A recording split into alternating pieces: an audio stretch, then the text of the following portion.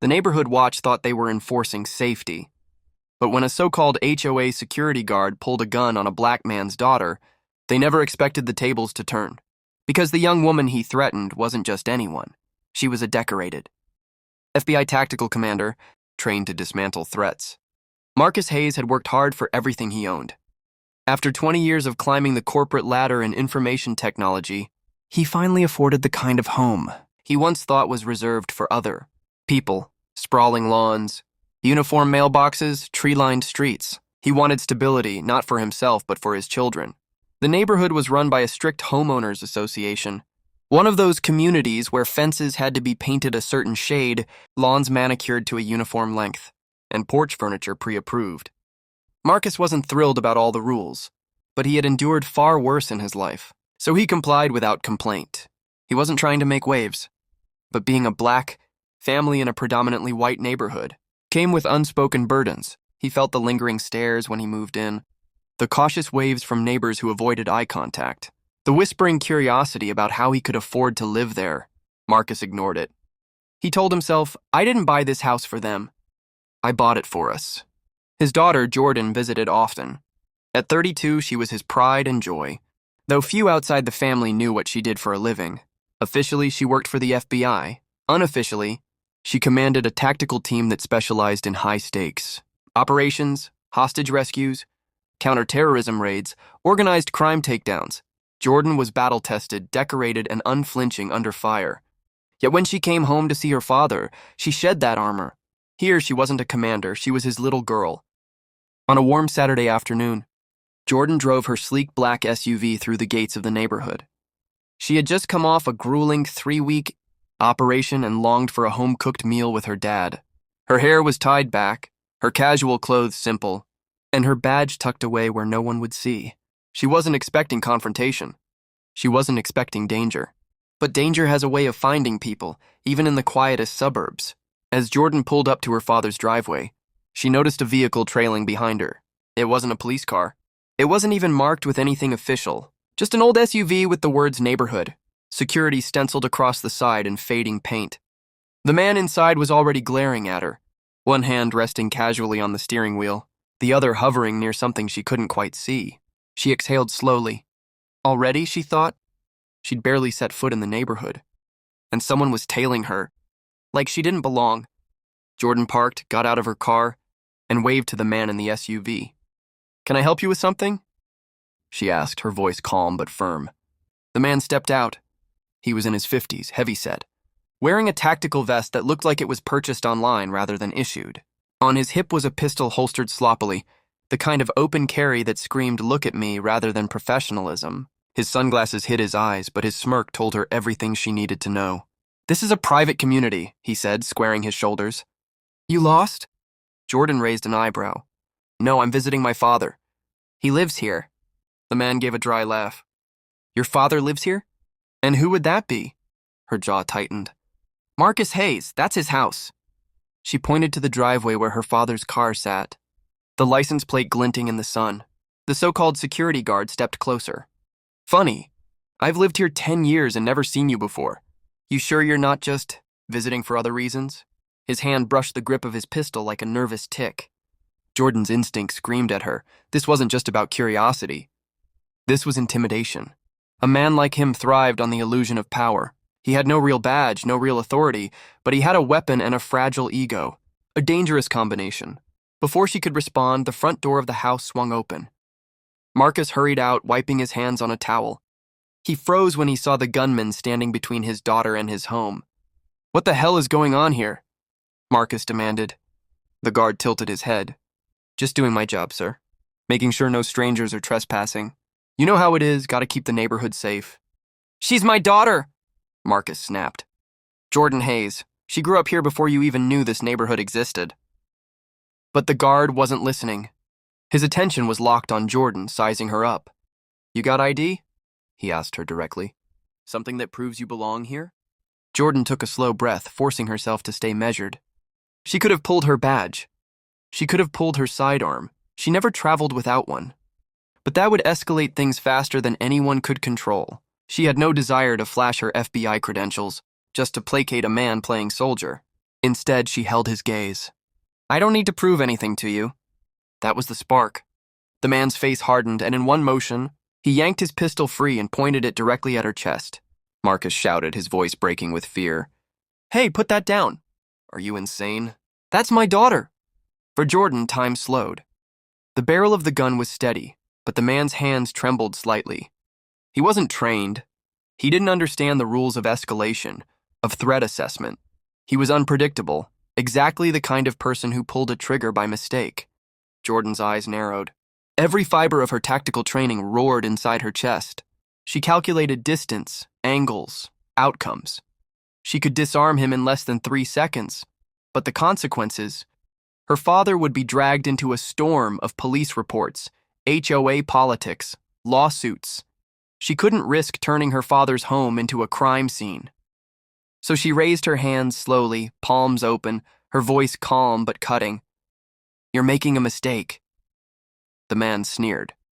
The mistake is you thinking you can walk in here without proving who you are. You people. He stopped himself, but the damage was done. Marcus heard it. Jordan heard it. The venom behind those 2 words was louder than any gunshot. You people? Marcus repeated, stepping forward despite his shaking hands. She's my family. This is her home too. The guard didn't flinch. Back up, sir. Don't make you what? Jordan interrupted, her tone sharpening. Shoot an unarmed woman in front of her own father? That's your definition of keeping the neighborhood safe? Her calmness unsettled him. He expected fear. He expected pleading. Instead, he saw a woman staring down the barrel with unnerving control. For the first time, his confidence faltered. His grip loosened slightly. Jordan seized the moment. Put the gun down. Each word was precise, commanding. It wasn't a plea, it was an order, delivered with the authority of someone who had stared down far worse men than him. But the man's pride wouldn't let him yield so easily. His jaw tightened, finger twitching near the trigger. The tension coiled so tight, Marcus thought it might snap. And then, is there a problem here? The voice came from across the street. A woman stood on her porch, phone in hand, recording the entire scene. Behind her, more neighbors peeked out, murmurs spreading. Phones were raised, cameras were rolling. The guard stiffened. His posture shifted from aggressor to cornered animal. He knew what this looked like. An armed man threatening an unarmed black woman in broad daylight. Slowly, he lowered the gun, shoving it back into his holster with a muttered curse. Fine, but this isn't over, he spat, glaring at Jordan one last time before retreating to his SUV. Tires screeched as he sped down the street. Marcus rushed to Jordan, grabbing her shoulders, his voice trembling. Are you okay? Did he hurt you? She gave a small smile, though her eyes were steel. I'm fine, Dad. But this neighborhood isn't. Because in that moment, Jordan Hayes wasn't just a daughter visiting her father. She was an FBI tactical commander, and what she saw wasn't a one-off incident. It was a pattern, one she had every intention of dismantling. The next morning, the neighborhood felt different. The air carried a tension that had nothing to do with the weather. Word of what happened outside Marcus Hayes' home spread like wildfire, carried from porch to porch, whispered in driveways, and blasted across a few residents' private Facebook groups. Half the neighbors were outraged, not at the security guard, but at Jordan. They painted her as aggressive, defiant, disrespectful of authority. They twisted the narrative until it sounded like she had provoked the man, forced his hand, made herself a victim for attention. Others, though fewer, quietly admitted what they saw was disturbing. A man with no real authority pointing a loaded weapon at a woman in broad daylight. Marcus sat at the kitchen table scrolling through his phone, his shoulders tight. They're trying to spin it, he said, shaking his head. Listen to this post. Our brave HOA security officer was harassed yesterday by an outsider who refused to follow basic safety checks. He tossed the phone on the table. An outsider? That's what they're calling you. Jordan leaned against the counter, sipping coffee, her eyes unreadable. Not surprising. People like him don't see me as part of this community, no matter who my father is. Outsider is easier than saying what they really mean. Marcus rubbed his forehead. I bought this house because I wanted peace. I wanted you and your brother to be able to visit without worrying about things like this. And now, he trailed off, his voice heavy. Jordan set her mug down and walked over, placing a hand on his shoulder. Dad, this isn't your fault. You didn't cause this, he did. But Marcus wasn't convinced. The HOA will circle the wagons. They always do. You don't know how ugly this can get. Jordan gave a small, knowing smile. Oh, I know exactly how ugly people can get. And I also know how to deal with it. Later that afternoon, the HOA convened an emergency meeting in the clubhouse. It wasn't public, but Jordan attended anyway, walking in beside her father. The room went silent the moment she entered. A row of board members sat at a long table, stiff-backed and wary. At the end sat a thin man in a blazer, too. Tight across his stomach, HOA President Richard Palmer, his lips curled into something between a smile and a sneer. Mr. Hayes, Palmer began smoothly, we didn't expect you, or your guest. His eyes flicked to Jordan, but she didn't flinch. My daughter was the one threatened, Marcus said firmly. She has every right to be here. Palmer folded his hands. Yes, about that incident. I think it's important we keep things in perspective. Our security personnel are volunteers, neighbors like us, who dedicate their time to keeping this community safe. Sometimes tensions flare, misunderstandings happen. Misunderstandings? Jordan's voice was low, cutting through the room. He pointed a gun at me. That wasn't a misunderstanding. That was a crime. Palmer cleared his throat. Let's not use inflammatory language. From what I've been told, you refuse to provide identification when asked. In today's climate, we all must cooperate with security measures. Jordan leaned forward slightly. He's not law enforcement. He's not licensed. He had no legal right to detain me, question me, or draw a firearm. He escalated without cause, and if you think I'm going to let that slide, because he's part of your little volunteer group, you're mistaken. Murmurs rippled through the board members. One of them, a woman with sharp glasses, shifted uncomfortably. Palmer, however, doubled down. Ms. Hayes, if you're going to make accusations, I suggest you have proof. Otherwise, we risk tarnishing the reputation of a man who has served this community faithfully for years. Jordan's lips twitched. Slowly, she pulled out her phone, tapped the screen, and played a video clip. The room filled with the image of the guard leveling his gun at her. His words echoing, "You people..." The recording stopped at her command to put the weapon down. Silence. Palmer's face drained of color. He opened his mouth, closed it again, then forced a smile. Well, it seems there may have been a lapse in judgment. A lapse in judgment? Marcus exploded. He could have killed her! Jordan didn't raise her voice, but her words landed like steel. You will remove him from this community patrol immediately. And you will report this incident to the county sheriff's office. Palmer bristled. Now let's not be hasty. We prefer to handle matters internally. You don't get to prefer, Jordan snapped. The room stilled. She locked eyes with Palmer, her voice calm but commanding. Let me make this clear. I am a federal agent. I've been trained to recognize threats. And what your so-called security officer did was a felony. If you fail to report him, you become complicit. Do you understand? The word federal seemed to ripple across the table. A few members glanced at each other nervously. Palmer, however, tried to mask his fear with indignation. We didn't know. You didn't ask, Jordan interrupted. Because you assumed. You assumed I didn't belong. That my father didn't belong. And now your entire HOA is on the hook for employing armed vigilantes with no oversight. This ends now. The meeting adjourned in chaos, board members arguing as Palmer tried to salvage control. But Jordan knew men like him wouldn't let go so easily. He would stall, bury reports, frame her as the aggressor, which meant she needed to be ready for whatever came next. That night, she sat in her father's living room with her laptop open, combing through public records, HOA filings, and local contracts. It didn't take long to confirm her suspicions. The neighborhood security wasn't sanctioned by any legitimate authority. They weren't licensed through the state. They were an informal network of volunteers, mostly men like the one who threatened her, who had armed themselves and patrolled with the blessing of the HOA board.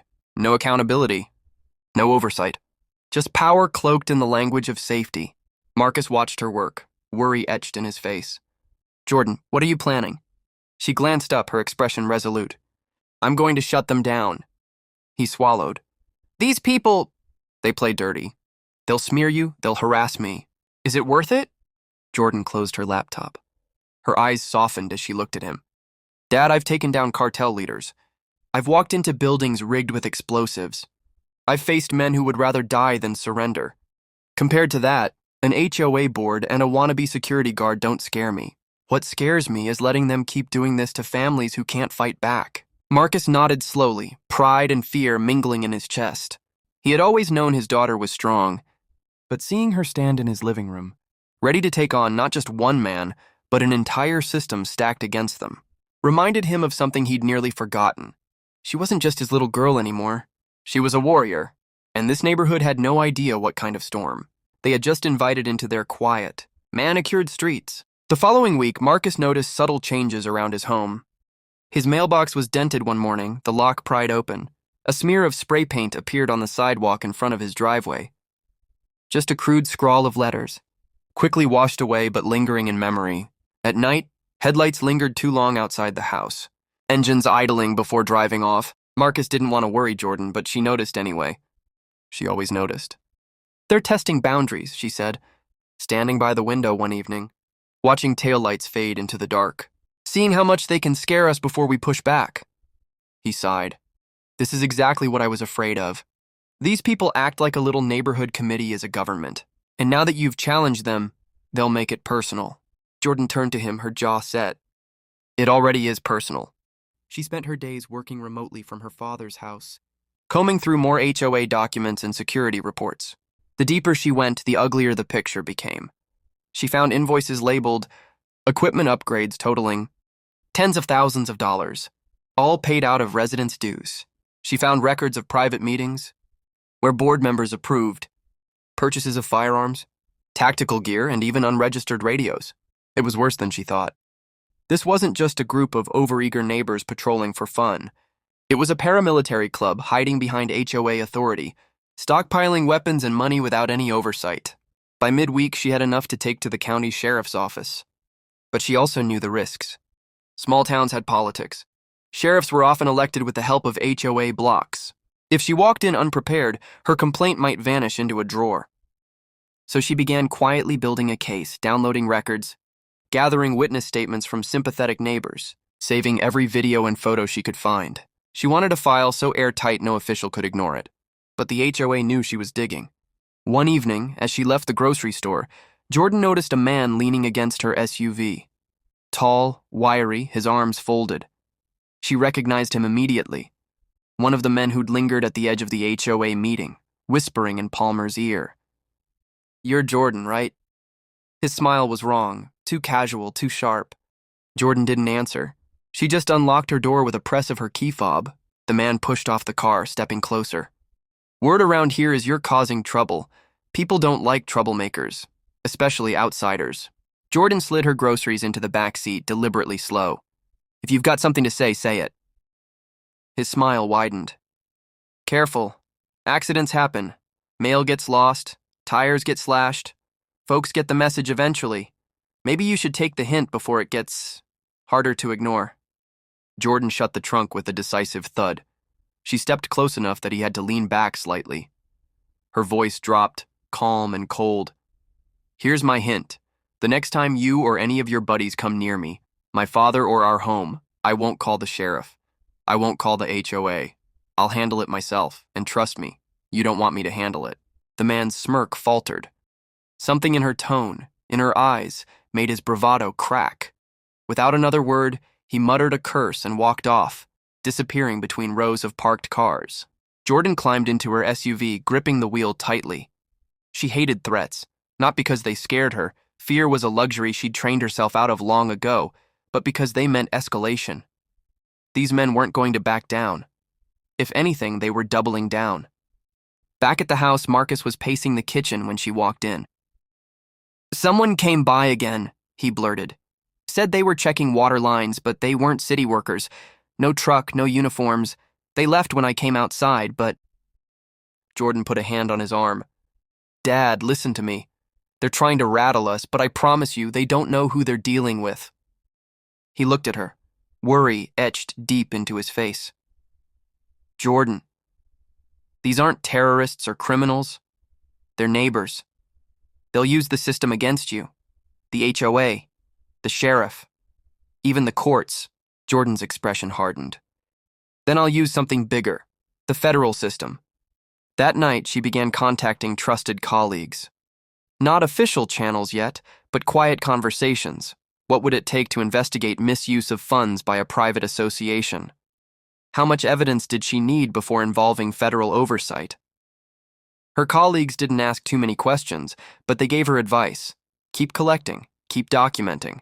Build the file until it was unshakable. 2 nights later, the intimidation escalated again. Marcus woke to a loud crack outside, like a bat hitting metal. He rushed to the window and saw his car windshield smashed in, glass glittering across the driveway. His heart sank. Jordan was already on her feet, gun holstered at her side as she scanned the street. A shadow darted between trees, then disappeared into the dark. She wanted to give chase, but she forced herself to stop. No rash moves, not yet. Marcus stood behind her, fists clenched. This is too much. We can't live like this. Jordan nodded slowly. You're right. Which means it's time to stop playing defense. The next day, she scheduled a meeting with a group of sympathetic residents, those who had quietly reached out after the gun incident. They gathered in a neighbor's living room, blinds drawn, voices hushed. There were 6 of them, an elderly couple who had seen the guard's gun, a young mother afraid of the armed patrols near the playground, a retired teacher who had been fined relentlessly for minor violations, while others were ignored. Jordan laid out the evidence she had collected, the finances, the unlicensed weapons, the threats. This isn't just about my father and me, she told them. It's about every family here. These men aren't protecting the neighborhood. They're controlling it. The retired teacher, Mrs. Klein, nodded gravely. We've all known something was off. But people are scared. They think if they speak up, the board will fine them, harass them, drive them out. They can't silence everyone, Jordan said. Not if we stand together. I'm taking this beyond the HOA, to the county, to the state, to federal authorities if I have to. But I need you to back me up when the time comes. One by one, they nodded. Fear still lingered in their eyes, but it was tempered now with something else, resolve. That night, Jordan sat on her father's porch long after the meeting ended, the crickets chirping in the humid air. She knew the fight was only beginning. The HOA would push back harder. Palmer would not go quietly, and those self-styled security officers weren't going to surrender their weapons without a fight. But Jordan also knew something they didn't. She had faced men with more power, more weapons, more hatred, and every time she had walked out stronger. This wasn't just about her anymore. It was about an entire community living under fear disguised as order. And if it took exposing every secret, dismantling every layer of corruption, and facing down every armed man in this neighborhood, she was ready. By the end of the month, Marcus's mailbox was stuffed with envelopes stamped with the HOA's seal. Fines, warnings, violation notices, each one more absurd than the last. Improper lawn maintenance. Unauthorized visitor vehicle. Trash bin visible from street. It was harassment dressed in bureaucracy. The board had weaponized their bylaws against him, nickel and diming with fabricated violations. Marcus tossed another notice onto the pile at the kitchen table and rubbed his temples. This is ridiculous. I mow the lawn every week. The trash bin hasn't been outside longer than an hour in years. Jordan flipped through the stack, her jaw tightening. They're trying to bury you in paper. Make it look like you're the problem, not them. They're good at it, Marcus muttered bitterly. The neighbors will see all this and think I don't follow the rules. And if it goes far enough, they can drag me into arbitration or even try to foreclose. Jordan's chest burned with anger. This is how they do it. Not with open violence, not all the time, but with petty, suffocating control. They bled people dry with fines and fees until families either complied or fled. And for those who resisted, like her father, they added intimidation to the mix. The final straw came a week later, when Marcus received a certified letter summoning him to a disciplinary hearing. The charges: repeated non-compliance with HOA regulations and harassment of security. Personnel. They're accusing you of harassment? Jordan's voice cracked with disbelief. He pulled a gun on me! Marcus shook his head wearily. Doesn't matter. They control the narrative. The hearing's just a show. They've already decided. Not if Jordan had anything to say about it. The night of the hearing, the clubhouse was packed. Palmer presided at the center of the long table, flanked by board members. The security officer, who had drawn his gun, sat smugly in the front row, his arms crossed, smirking like he had already won. Neighbors filled the chairs, whispering in clusters. Some looked eager, others uncomfortable, but all curious about the spectacle. Marcus stood when his name was called. His voice was steady, but Jordan could see the tension in his clenched fists. He defended himself calmly, laying out the facts, reminding the board of the video evidence. But Palmer waved it off with oily words.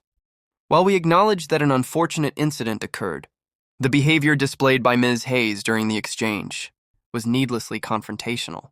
Our officer felt threatened, and Mr. Hayes has since engaged in a pattern of hostility toward the board. Jordan rose from her chair before her father could respond. Her voice rang out across the room. That's a lie. Every head turned. Palmer's eyes narrowed. Ms. Hayes, you are not a member of this association. You have no standing here. Jordan stepped into the aisle, her posture commanding, her voice unwavering. I have more standing than you think. Because I am not just Marcus Hayes' daughter. I am Commander Jordan Hayes of the Federal Bureau of Investigation. Gasps rippled through the room. Phones came out instantly recording. The smug smirk vanished from the guard's face. Palmer sputtered, This is irrelevant. No, Jordan cut in sharply. It's entirely relevant.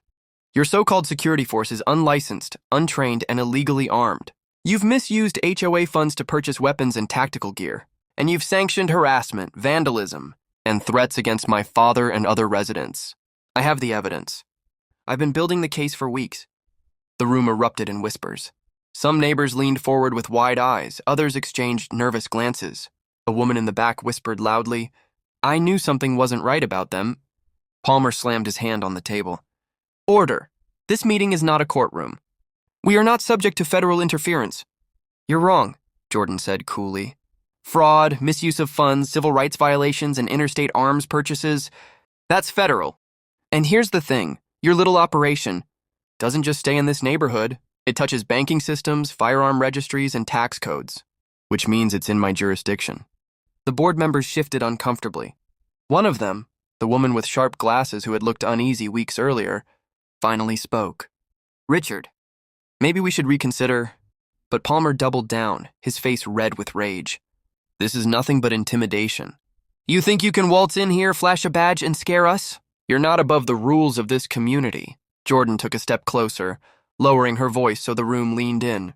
I don't need to scare you, Richard. The truth does that for me. And trust me, you should be scared. For a long moment, the room was silent. Then the guard in the front row barked a laugh. She's bluffing. If she was really FBI, she'd have us in cuffs already. Jordan smiled faintly. That can be arranged. She pulled a folder from her bag and dropped it on the table in front of Palmer. Financial records, video evidence, witness statements, all neatly organized for county and state investigators. This was your chance to come clean, but you chose arrogance. So now it escalates. Marcus watched his daughter with awe. She wasn't raising her voice. She didn't need to. Her presence filled the room, commanding every eye. For years, he'd known she was strong, but here she was unstoppable, an immovable force colliding with a corrupt system. Palmer tried to regain control. This hearing is adjourned, he snapped. Effective immediately. We'll confer privately. But the damage was already done. As neighbors filed out, many approached Marcus and Jordan quietly, whispering thanks, offering support. Some shook Jordan's hand. Others just looked at her with a mixture of fear and relief, as though seeing her clearly for the first time. That night, back at the house, Marcus finally let out the breath he'd been holding. You didn't just stand up for me, Jordan. You stood up for everyone here. Jordan shrugged lightly, though her eyes were sharp. It's not over. Palmer will fight back harder now that he's exposed. But the board is cracking. They're scared, and fear makes people sloppy. She leaned back, staring out the window at the quiet street. She could almost feel the eyes watching, the whispers circling. The battle lines were drawn. What Palmer and his cronies didn't realize was that Jordan wasn't here to play neighborhood politics anymore. She was here to dismantle their empire, piece by piece, until there was nothing left but accountability. The morning sun lit the neighborhood like nothing was wrong. Lawns gleamed. Sprinklers hissed. Children pedaled bikes down the sidewalks. But beneath the perfect veneer, everyone felt it. The whispers. The unease. The expectation that something was about to snap. Jordan knew it too.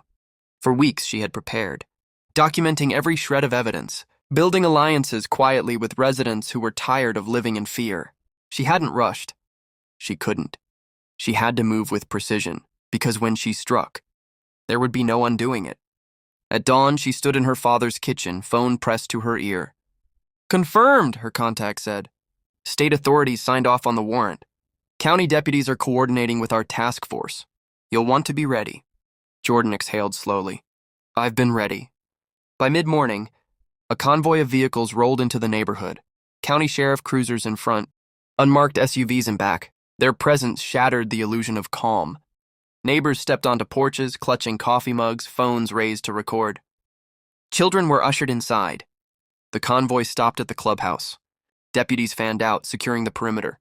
Then the SUVs opened, and Jordan stepped out in full tactical gear, FBI jacket blazing across her chest. Her team followed, 6 agents, professional and steady. For the first time since she'd come home, Jordan wasn't just Marcus's daughter. She wasn't just a visitor in a hostile neighborhood. She was the commander. Palmer burst out of the clubhouse doors, face red, sputtering with outrage. "What the hell is this? You can't just march in here like—" Jordan cut him off, her voice crisp. "Richard Palmer, by order of the state of insert state name, this property is being searched for evidence of financial fraud, misuse of funds, and unlicensed possession of firearms." Gasps rippled through the crowd. Cameras zoomed in. Palmer's bluster wavered, but he tried again. "This is harassment!" "You have no jurisdiction."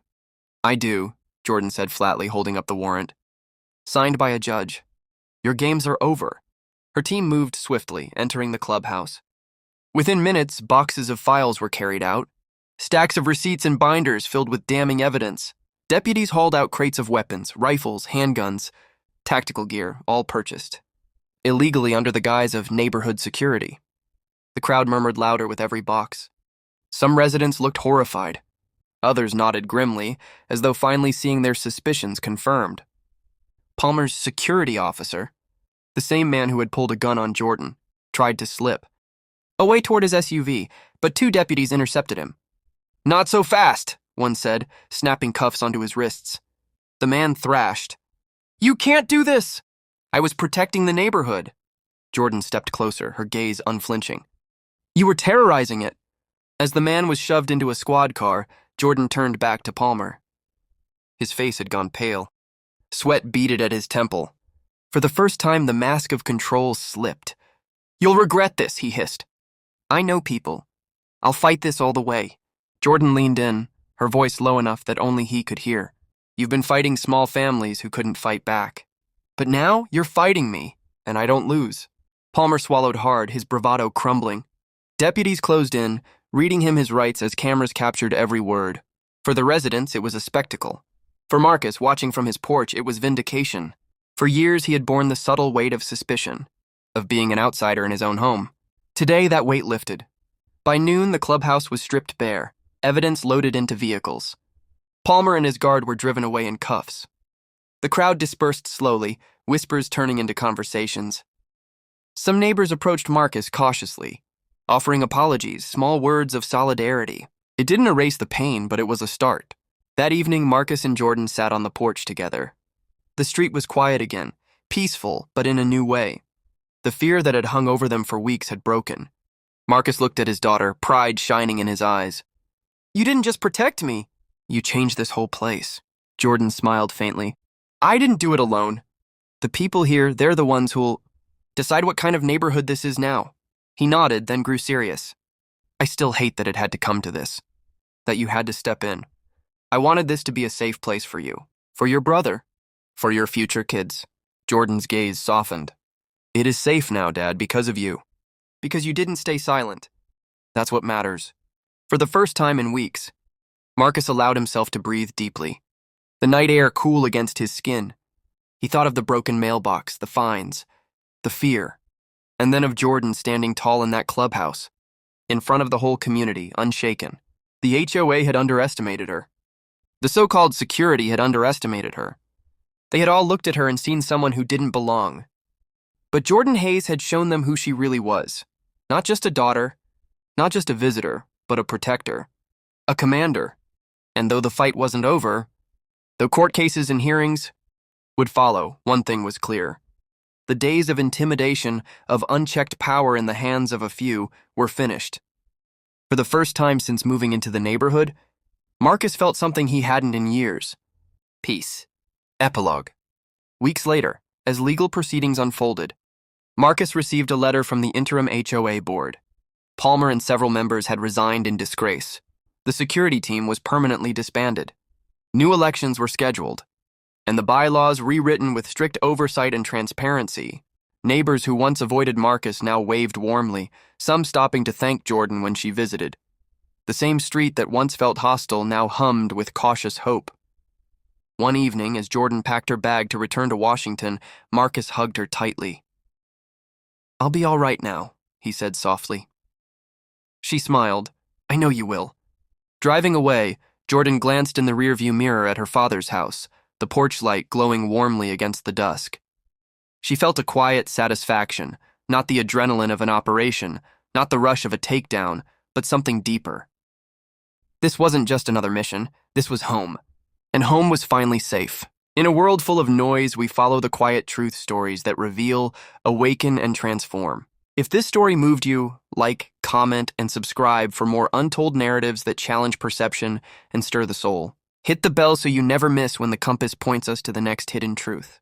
This is Hidden Compass Stories, where every story leads somewhere deeper.